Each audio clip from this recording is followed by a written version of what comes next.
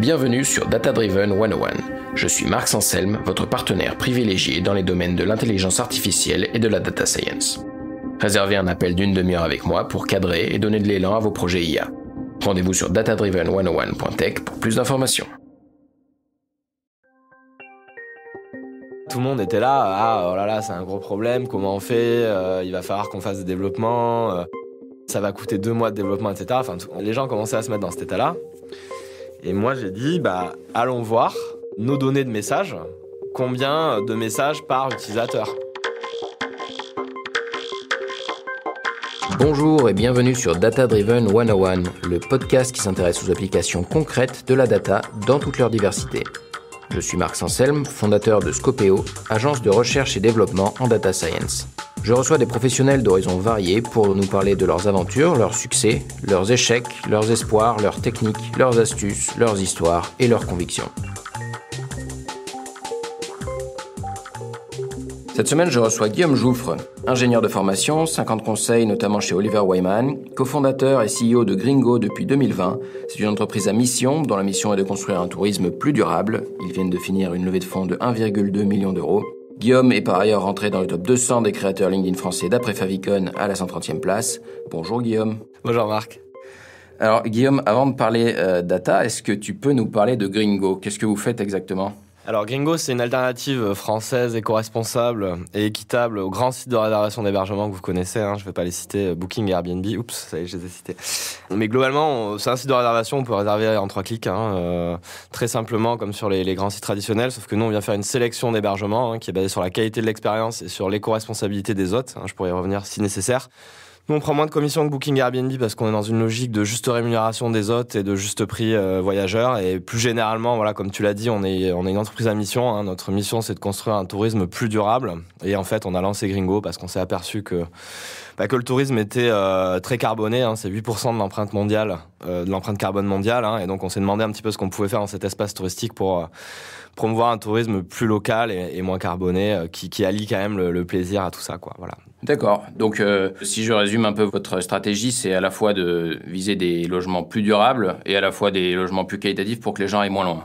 Voilà, c'est l'idée, c'est d'essayer de montrer que t'as pas besoin de partir au bout du monde pour passer de bonnes vacances, quoi, en fait. On se dit que, voilà, on est un peu la génération EasyJet, nous, les trentenaires, on nous a envoyé aux 4 coins de l'Europe à 15 €, mais en fait, ce qu'on savait pas, c'est que c'était 300 kilos de CO2, et en fait, nous, on veut essayer de réconcilier un petit peu le plaisir du voyage et l'environnement, et en fait, on le fait sur l'hébergement touristique en sélectionnant des endroits qui ont un petit quelque chose. Ça veut pas dire qu'ils sont plus chers, forcément, mais il y a une expérience, il y a un petit plus, il y a un petit quelque chose, quoi. Et ça peut être le cadre, ça peut être l'endroit, ça peut être l'hébergeur en soi, ça peut être pas mal de choses, mais en tout cas l'idée c'est de raconter un nouvel imaginaire aussi, qui est de dire pas besoin de partir au bout du monde pour passer de bonnes vacances, tout simplement. Trop cool. Alors la data chez vous, c'est là depuis le début, on va dire il y a 3 ingénieurs sur 4 cofondateurs. Qui gère ça ? À quoi ça sert ? À qui ça sert ? Tout le monde l'utilise, la data, parce que c'est assez central. Je dirais que c'est utilisé dans toutes les divisions. Simplement pour contexte, comment on est structuré chez Gringo, globalement, il y a 3 pôles, on va dire, même si on n'est que 15, donc c'est pas non plus une organisation de multinationale, mais il y a un pôle marketing voyageur, il y a un pôle prospection hébergeur, il y a un pôle produit tech au milieu, quoi. Donc, globalement, tout le monde utilise la data dans ces 3 pôles sur des cas d'utilisation relativement différents. En termes de gestion, c'est plutôt l'équipe tech qui est chargée d'avoir le setup technique en place, d'avoir une bonne qualité de données aussi. Mais ensuite, on utilise des outils comme Metabase, par exemple, qui vont permettre à tout le business, côté marketing et côté hébergeur notamment, de l'utiliser efficacement sur pas mal de cas d'usage que je pourrais te détailler si ça t'intéresse. D'accord, donc Metabase, outil de business intelligence, on va dire, c'est toi qui le manipules directement ? À peu près tous les jours. Tous les jours sur les cas d'usage, typiquement. Donc, déjà, quand on est CEO, on a besoin d'avoir une vision claire de ses ventes, très simplement. Donc, moi, j'ai tout un tas de dashboards qui me permettent de monitorer en temps réel le business. Je sais combien j'ai fait de résas ce mois-ci, combien le mois dernier, combien la même chose il y a 1 an. Je sais hier comment ça s'est passé parce que j'avais une grosse opération de communication. Je sais en live tous mes taux de satisfaction client. Enfin, en tout cas, j'ai toutes les métriques business qui me permettent de piloter un petit peu, moi, le business en tant que CEO. Ensuite, on va l'utiliser sur des cas beaucoup plus pratiques dans certains cas. Exemple, Alors, je sais pas si je veux parler du truc le plus avancé tout de suite, mais un exemple d'utilisation qu'on a pu utiliser, c'est au service client, par exemple. On avait plusieurs demandes à un moment pour avoir des expériences de style yoga. Voilà, parce que c'est quelque chose qui est assez en lien avec notre cible, on va dire. Et on n'avait pas de data, on n'avait pas de filtre ou rien que ce soit en rapport avec le yoga. Donc là, en fait, ce qu'on s'est dit, c'est que tiens, si on allait chercher dans Metabase tous nos hébergeurs qui avaient le mot yoga dans leur description, en fait, on pourrait fournir une liste à ces demandes clients de tiens, voilà les listes des hébergeurs qui ont une expérience yoga ou compatible. Et en fait, ce qu'on a fait en quelques heures, avec le setup technique qu'on a aussi de création de filtres, de l'admin back-office business, en quelques heures, en fait, on s'est retrouvé à avoir la liste de tous les hébergeurs qui ont l'expérience yoga, créer un filtre et répondre aux clients, voici, on en vient de créer un filtre juste pour vous, tous les hébergeurs qui offrent une expérience yoga. Donc ça, c'est un cas très concret de la puissance de la data, je trouve, parce que si on avait dû répondre à cette demande client, on a 500 annonces hébergeurs, il aurait fallu chercher chaque annonce, est-ce qu'il y a yoga dedans, pas dedans, etc. Enfin, ça aurait pris des jours, quoi, littéralement. Et là, en quelques heures, grâce à la data et grâce au setup technique, on peut offrir un service très qualitatif et un taux de satisfaction client très élevé sur ce type de demande. D'accord, donc en fait, si je résume un peu la répartition du travail, il y a l'équipe technique qui va mettre en place tout ce qui est pipeline, data, structuration, faire en sorte que ce soit facile de faire des queries, faire des recherches, isoler des champs de texte, faire tout type de transformations dessus. Et les transformations, les recherches, l'utilisation, la consommation de la data, celle-là, finalement, elle est relativement simple et c'est le CEO qui l'a fait directement, quoi. Voilà, le CEO ou d'autres gens dans le business, bien sûr. Moi, je parle là de mon cas très concret, mais plein d'autres personnes l'utilisent au marketing, côté prospection hébergeur aussi. Enfin, voilà, on l'utilise aussi pour faire de la curation. C'est-à-dire, par exemple, tiens, il y a tel hébergeur qui a tous ses calendriers bloqués. On a, par exemple, 10 hébergeurs. Je peux savoir en live qui est offline et pourquoi, quoi, par exemple. Donc, c'est utilisé partout, mais clairement, le fondement, au début, c'est d'avoir un setup technique propre et d'avoir de la donnée qualitative et fiable, quoi, surtout. Dès qu'on n'a pas ça, on voit qu'au business, ça sert à rien finalement. Je prends un exemple, c'est Google Analytics. Il y a eu des migrations récemment de GA4 pour analyser d'où vient mon trafic, comment ça se passe, etc. Avec un setup technique beaucoup plus lourd que sur GA classique. Vu qu'il y a eu des difficultés de setup et un setup technique pas optimal au début, on n'avait rien d'exploitable, quoi. Et donc ça, pour le coup, on était un peu à l'aveugle parce que on ne sait pas d'où vient notre trafic. Tiens, on a fait telle opération de communication, on a mis tel budget marketing ici.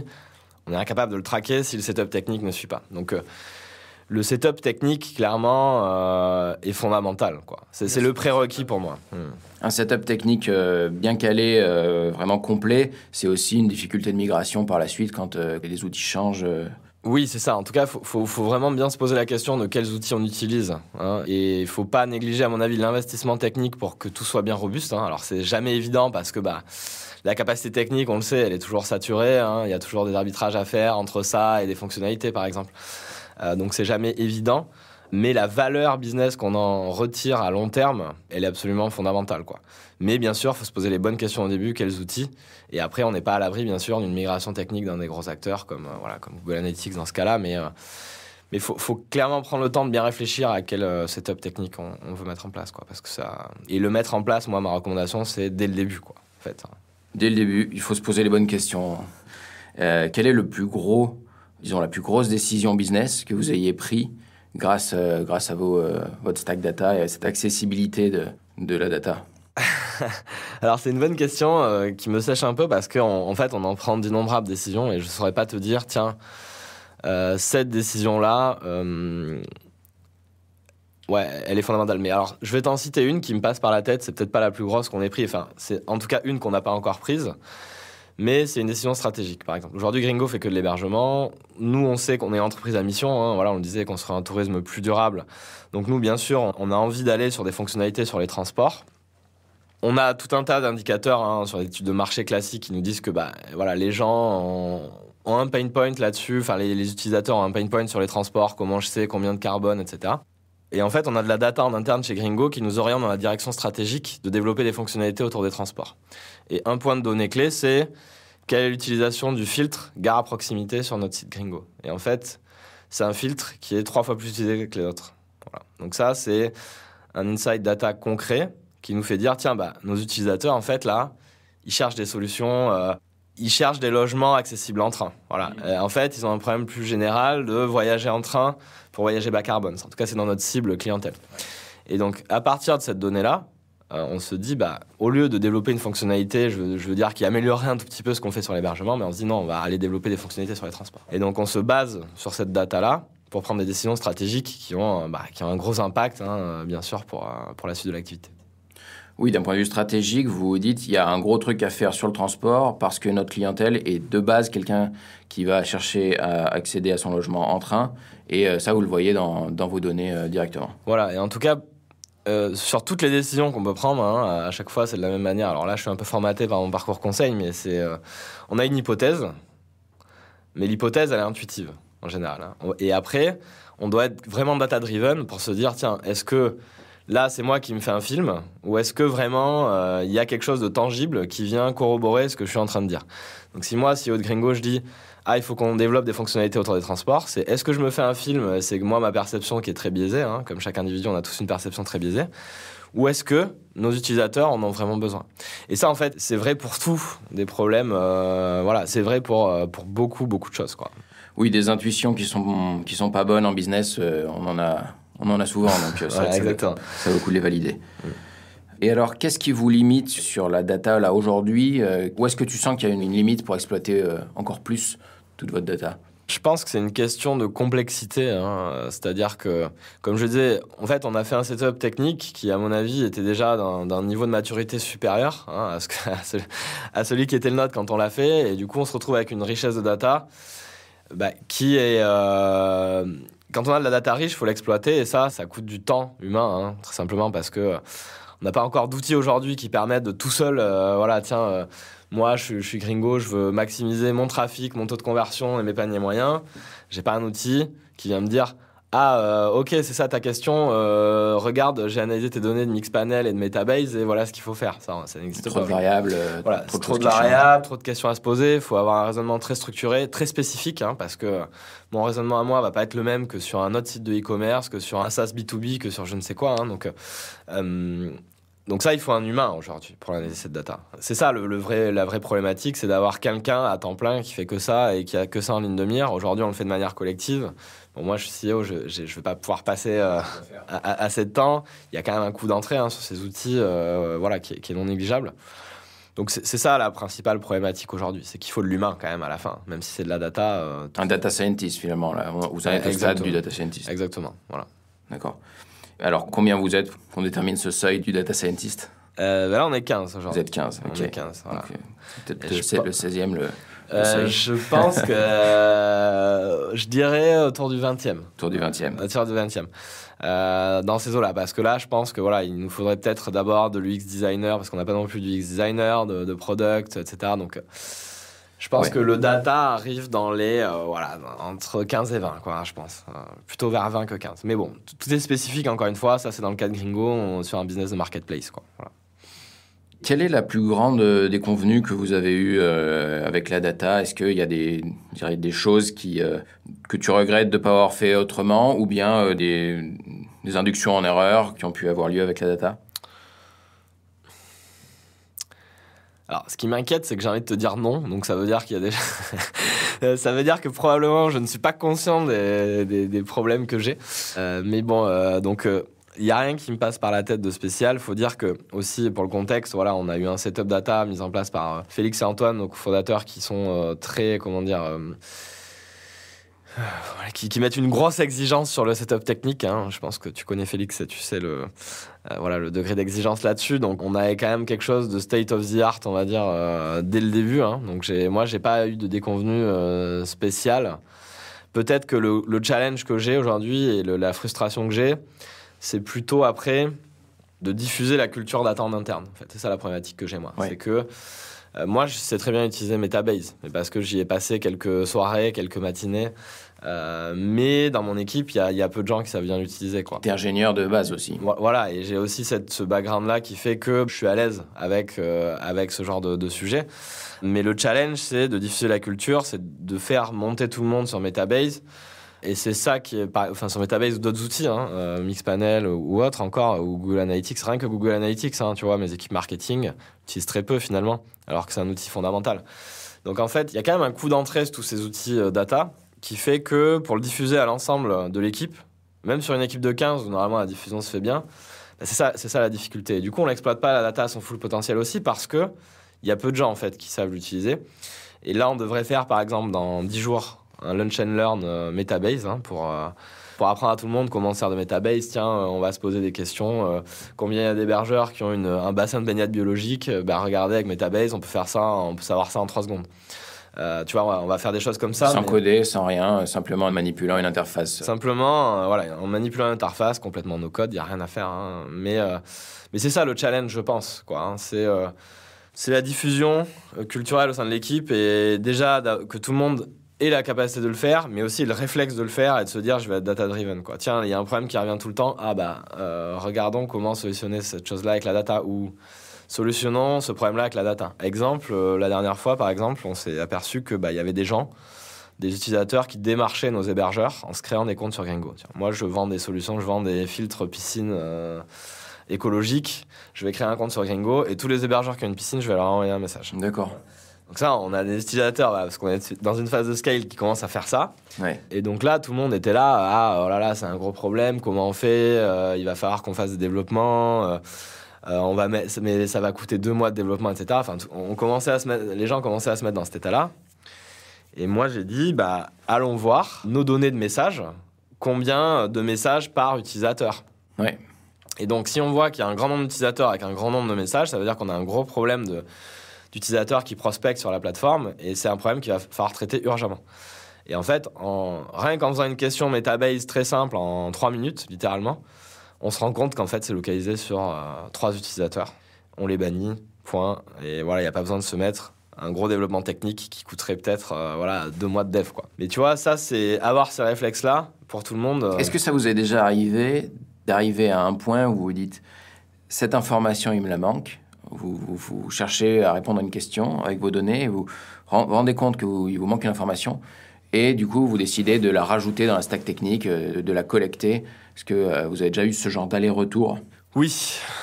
Alors là, j'ai pas d'exemple précis à te donner, mais c'est un truc qui est évolutif. Hein. Quand tu commences à mettre le nez dans la data, clairement, tu foisonnes et tu te dis tiens, j'ai ça, mais du coup, je tire le fil et tiens, je vais aller chercher ça.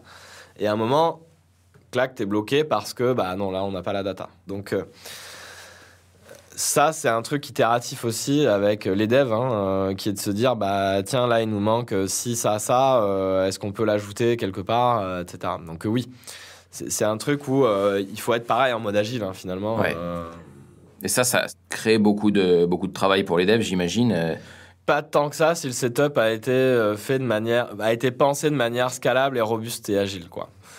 Après, ça dépend des besoins. Il y a des besoins plus ou moins complexes que d'autres. Mais si c'est ajouter un champ de données quelque part dans une interface back-office Django, par exemple, c'est très simple. Ok. Est-ce que tu auras une anecdote à nous partager sur la data? Oui, une anecdote. Voilà. Donc, une anecdote pour comment on peut servir de la data de manière macro sous toutes les parties du business. Une anecdote, c'est l'anecdote char à voile. Donc, je ne sais pas si vous avez suivi cette histoire, mais il y a eu tout un scandale avec le PSG et Christophe Galtier. Bref, le PSG allait en avion à Nantes avec un impact carbone colossal. Galtier a fait une vanne en disant qu'ils allaient y aller en char à voile la prochaine fois, en se moquant un peu des journalistes. Et donc, nous, ça nous a un peu scandalisé parce que l'impact carbone était horrible. Mais du coup, on s'est dit, tiens, il faut qu'on fasse une opération de communication flash où on dénonce un peu ça, quoi. Et en fait, on s'est dit... il y a eu un tas de trolls sur les réseaux sociaux, etc. On s'est dit, tiens, on va troller nous aussi. On va créer un filtre Gringo char à voile où on met tous les logements accessibles en char à voile et on va faire un communiqué de presse à la presse pour dire le filtre char à voile est disponible sur Gringo et voilà, et se marrer un peu avec ça, quoi. Et donc, en termes de data, comment ça s'est... Donc, on est arrivé le lundi matin, littéralement. J'ai fait un post LinkedIn avec la vidéo. Tout de suite, les gens se sont excités en disant c'est scandaleux. Et j'ai dit, voyons voir ce qu'on peut faire avec la data. Et en fait, ce qu'on a fait, c'est que... on a regardé déjà où on pouvait faire du char à voile en France. On a vu que c'était toute la côte atlantique nord, etc. On a collecté la data de tous les hébergeurs qui étaient dans des zones char à voile, c'est-à-dire bord de mer au-dessus de Bordeaux, quoi, globalement. On a créé un filtre char à voile. On a flagué tous ces hébergeurs avec le filtre char à voile. On a créé une page statique dédiée depuis notre admin. On a fait un communiqué de presse. Et à 13h, le communiqué de presse était sorti, la page live sur notre site. Et voilà, on le communiquait sur les réseaux sociaux en mode fun, quoi. Et tout ça... Tout ça, en fait, avec de la data, part d'un truc très marketing, très newsjacking, on va dire. Ouais. Et grâce à la data, en 1 heure ou 2, on peut opérationnaliser un truc de manière hyper agile, quoi. Voilà. Ouais, donc vous avez littéralement ajouté un moyen de transport char à voile et on a accès sur Gringo à tous les hébergements accessibles en char à voile. Voilà, alors accessible en char à voile, rigoureusement, rigoureusement on pourrait mettre tout, hein. Tu peux prendre ton char à voile sur l'autoroute. Mais là, ce qu'on a surtout fait, c'est des endroits où on peut faire du char à voile, quoi. Et donc, mais il y a encore, je crois, sur Gringo, on l'a juste planqué un peu maintenant parce que c'est froid, sinon ça serait un peu bizarre. Mais voilà, on avait la tête d'Mbappé et de Galtier dessus, quoi. Bref. Comment vous mesurez le succès de ce genre d'opération? Est-ce que vous voyez des retombées? Est-ce que c'est quelque chose que vous arrivez à mesurer? Déjà, tu as l'engagement sur les réseaux sociaux. Hein. Ça, c'est un truc sur LinkedIn qui avait fait un... Bon, je dirais pas le buzz, parce que j'aime pas trop ce mot, mais qui avait une bonne traction sur LinkedIn. Après, on avait eu au moins une quinzaine de retombées presse, hein, quand même. Ouais. Des médias qui disaient cette plateforme... le feed char à voile est disponible sur Gringo et en gros qui se marrait un peu du truc, quoi. Tu vois, des médias un peu style lifestyle, quoi. Donc tu le mesures direct, hein, c'est-à-dire que globalement tu as eu 15 retombées presse, c'est telle audience, donc ça fait telle visibilité pour la marque, quoi. Et aussi ça, après, de manière moins tangible, les gens de notre communauté qui nous suivent, t'as pas mal de gens qui ont commenté en disant trop drôle et tout, quoi. Donc ça engage aussi ta communauté existante, quoi. Ouais, les réseaux sociaux, c'est un bon sujet sur la data parce que du coup, comme on l'a dit, tu publies sur LinkedIn, donc tu as une communauté qui commence à être intéressante. Aujourd'hui, est-ce que tu mesures pareil? Est-ce que tu utilises la data pour savoir de quoi il faut parler, qu'est-ce qui marche pas? Est-ce que tu as des choses à nous partager là-dessus? Ouais, alors, paradoxalement, tout ce qui est data, réseaux sociaux, je trouve que il y a un point de friction là-dessus, clairement. C'est-à-dire que je te parlais du setup technique sur la tech, hein, moi, j'aurais besoin d'un setup technique sur le volet réseaux sociaux. Ouais. C'est-à-dire un truc qui agrège les datas de tous mes réseaux sociaux, qui me fait des analytics de portée, engagement, etc.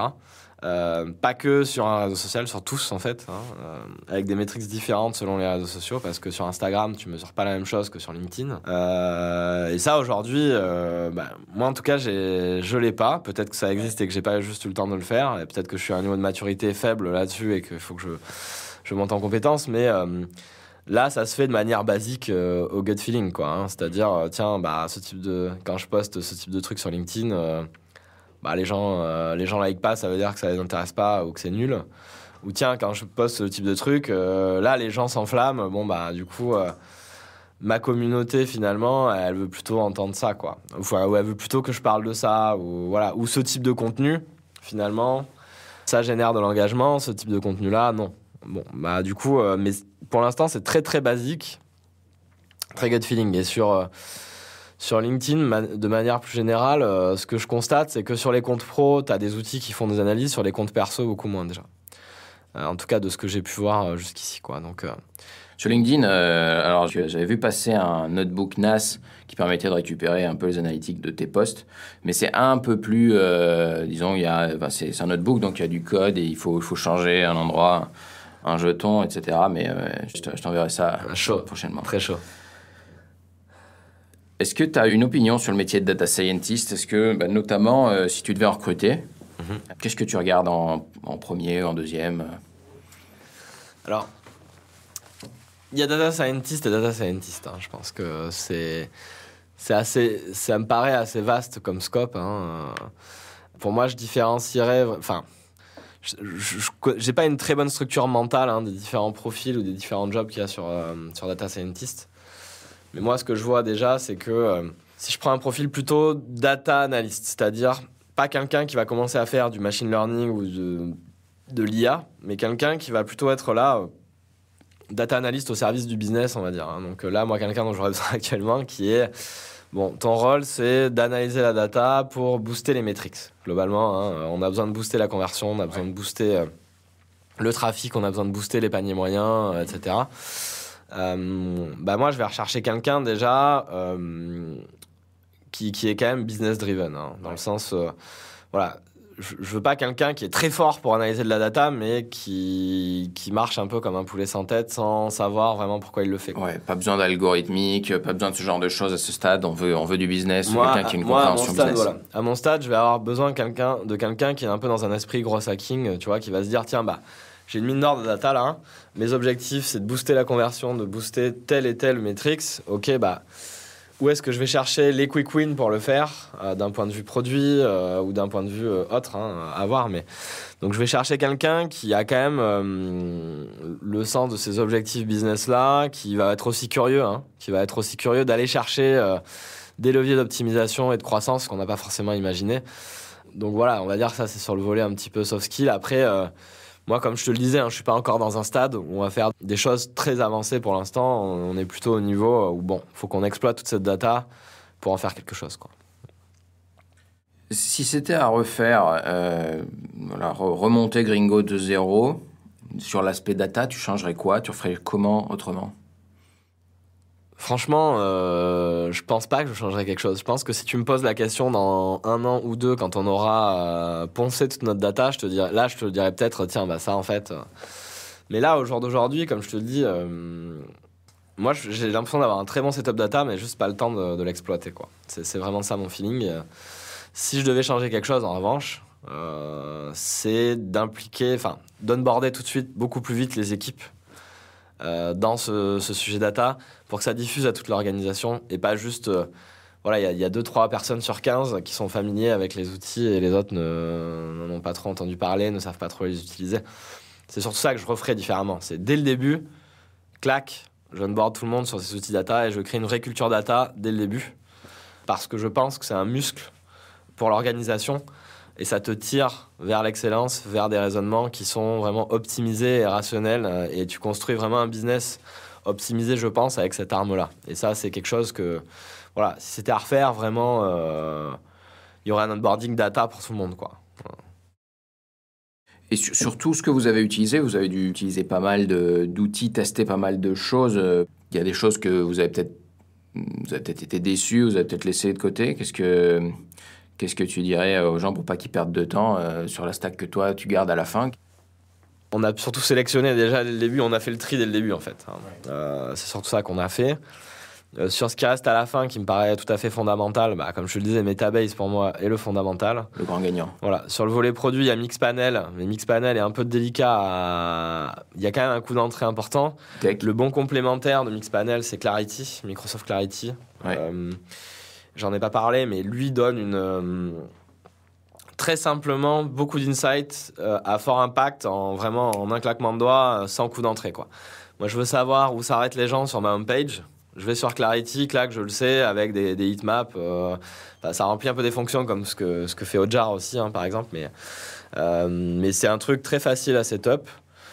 Qui, moi, me donne des datas très qualitatives, à gros impact, décisionnels directs, sans que j'ai à faire d'efforts, quoi. Et une richesse de data aussi, et très user-friendly, business-friendly, quoi, tu vois. Donc moi, c'est ces 3 outils qui me... Et si tu as choisi Metabase, c'est pourquoi par rapport à, on va dire, les concurrents, Microsoft Power BI, Tableau, Google Data Studio? Alors ça, c'est plutôt la question qu'il faudrait poser à Félix, notre CTO. C'est CTO, plutôt technique. Mais je crois que c'est un mix de setup technique, de coût d'entrée, de setup technique, aussi de facilité d'utilisation, de puissance.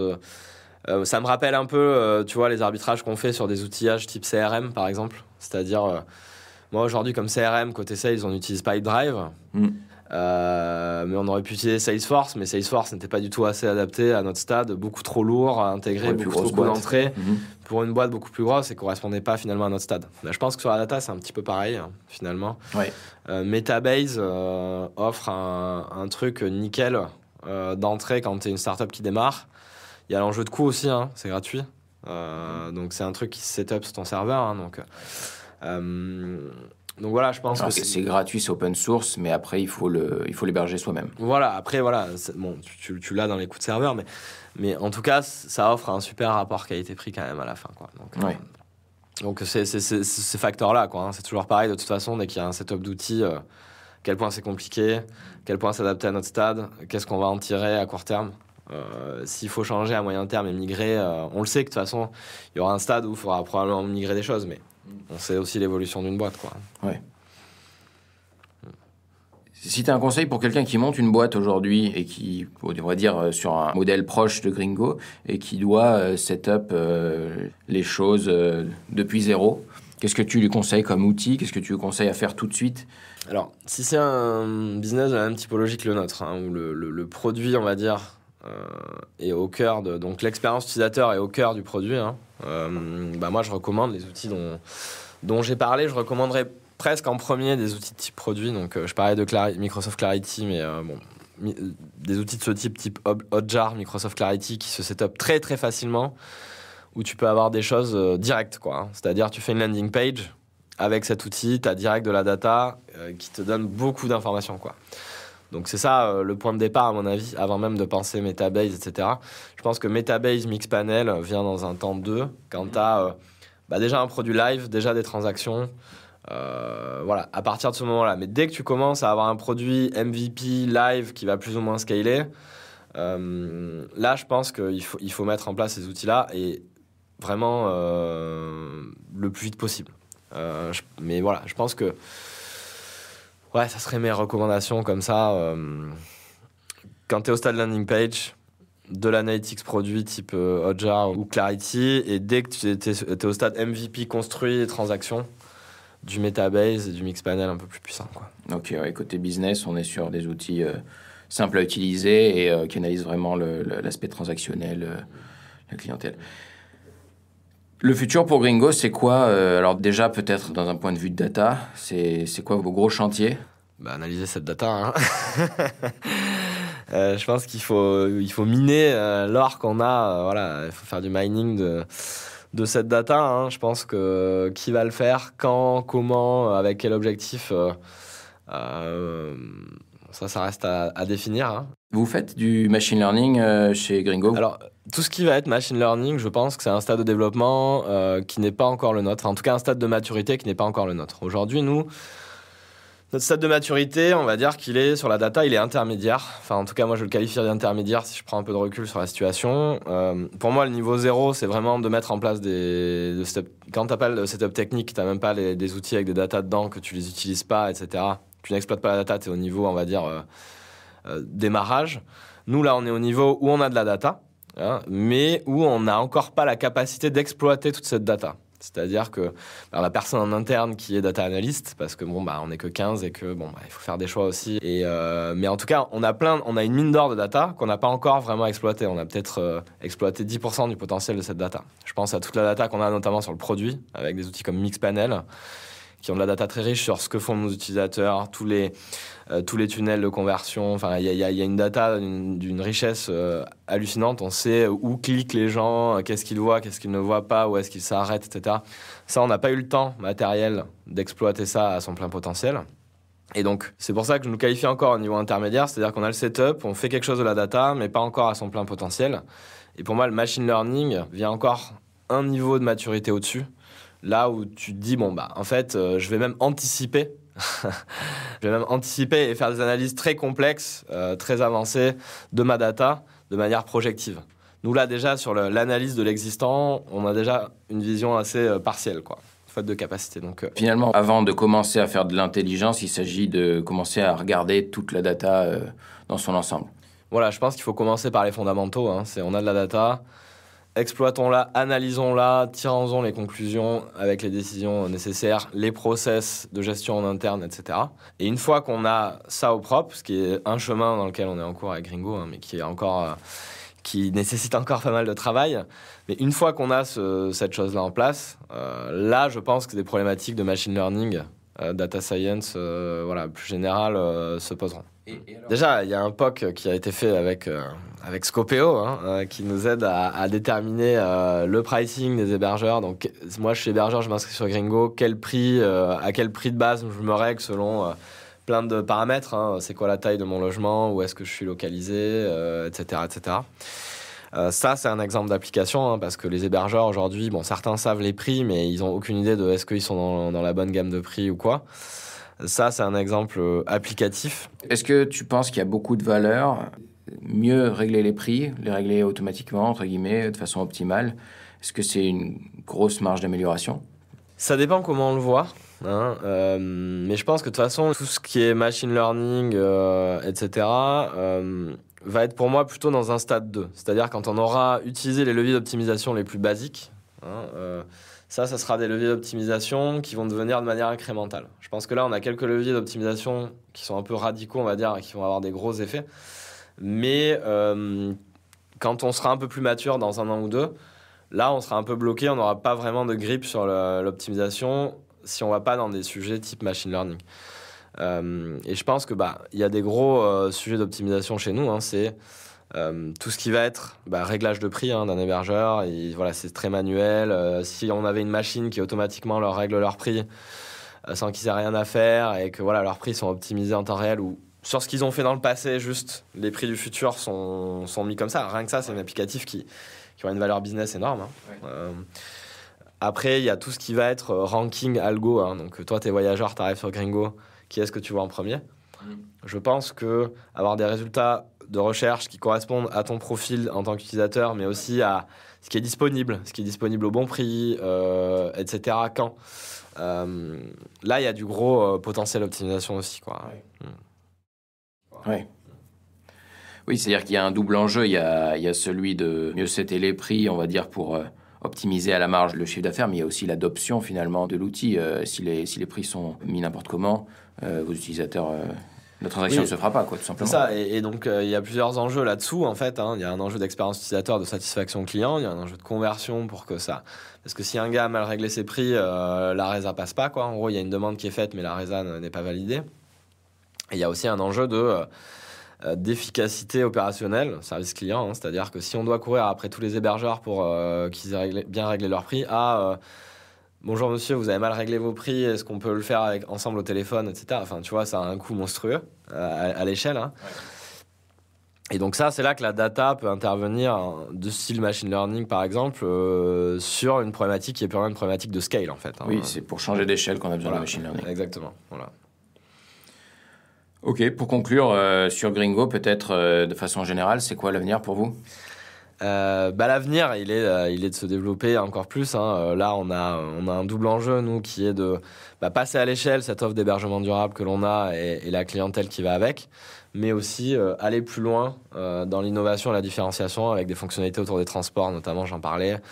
Avec d'autres choses qui vont faire qu'on n'est pas juste un Airbnb Green, mais qu'on est bien plus que ça. Mais bon, je ne vais pas rentrer trop dans le détail, mais on a une roadmap qui est vraiment passage à l'échelle et innovation. Voilà, dans les prochains mois. Donc là, Cette fonctionnalité des transports, tu peux nous en dire plus ? C'est en cours de user research, c'est en cours de... On analyse beaucoup de data pour se faire une idée, on va faire des tests, mais ça peut être des développements techniques qui peuvent être très lourds. Donc il faut y aller étape par étape, tester, prendre de la data, itérer. Et c'est sur un mode vraiment agile de ce point de vue-là qu'on va y aller, quoi. Merci beaucoup, Guillaume. Merci, Marc. Merci d'avoir écouté Data Driven 101. Si vous avez aimé, n'hésitez pas à vous abonner à la chaîne, à liker et à partager. À très vite.